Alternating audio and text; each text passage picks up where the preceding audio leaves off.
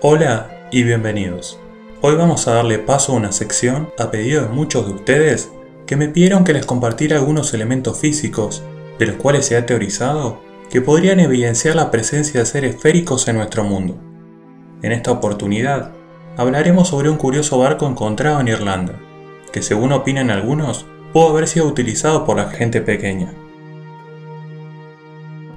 La historia de este hallazgo comienza en 1896, en un campo en la ciudad de Broider, en el condado de Londonderry, actualmente Irlanda del Norte. Allí se encontraban trabajando la tierra en un sistema de doble arado dos hombres, Thomas Nigel y James Morrow. Uno de ellos, Thomas, se topó en ejercicio de su labor con un inusual hallazgo, a unos 36 centímetros de profundidad. Se trataba de un tesoro compuesto por una gran cantidad de objetos, los cuales fueron finalmente vendidos al Museo Británico, pero dentro del cual se destacaba un llamativo barco en miniatura, totalmente de oro, compuesto por una gran cantidad de accesorios y remos.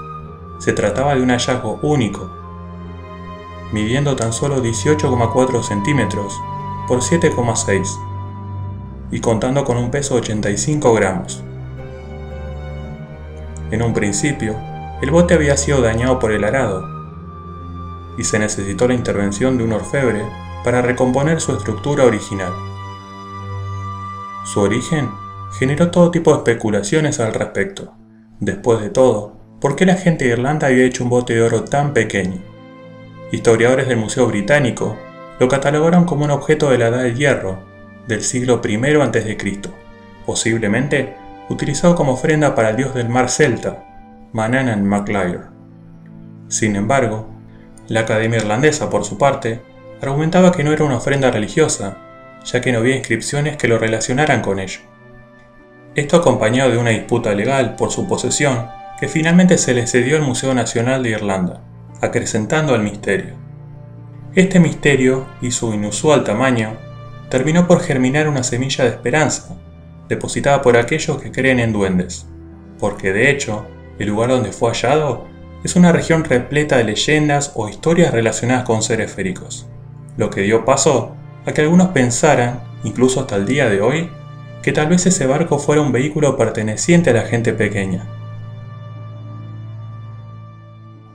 La cantidad de detalles que posee el barco, su diseño tan bien logrado y la capacidad de que en condiciones óptimas pudiera colocársele velas, presupone que si se lo depositara en un estanque, podría utilizarse sin problemas.